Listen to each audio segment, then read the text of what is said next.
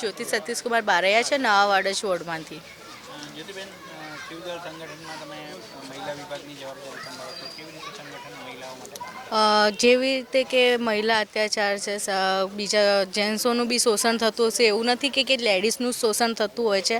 પછી MT corruption, totally બધા always બધા કેસ હોય છે, તો અમે લોકો એમાં સપોર્ટેડ રહીએ છીએ. એની ટાઈમ અડધી રાતે બી અમને બોલાવે છે તો અમે લોકો દોડી જઈએ છીએ. મહિલા સંગઠન વિસ્તાર કરવા માટે તમે શિવદળ તરફથી કેવા પ્રયત્નો કરો? બધી વાત અમે ચાલુ જ છે અને કરીએ જ છે. બધું મહિલાઓ શિવદળની વિચારધારા સાથે જોડાય? હા, એના માટે બી પ્રયત્નો ચાલુ છે અને આવતા બીજા વીકમાં બીજી લેડીઝો બી આપણા જોડે જોડાશે.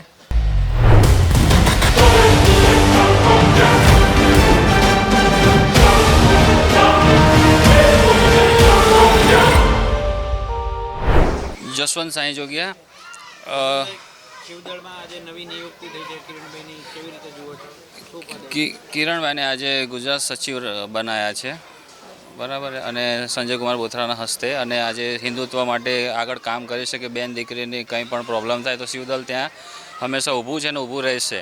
અને આજે મને પણ યુવા સંગઠન તરીકે મને પદ આપ્યું છે સંજય કુમાર બોથરા સાહેબના આદેશથી. શું વિઝન છે ગુજરાતમાં, કેવી રીતે સંગઠનને મજબૂત કરશો?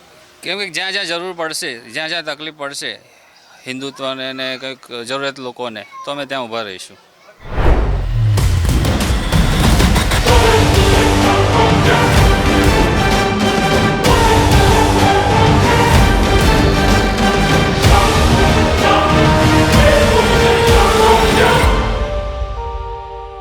મારું નામ છે હરેશભાઈ પરમાર.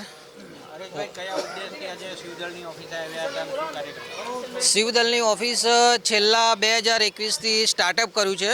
નાનું એવું પ્લેટફોર્મ બન્યું હતું.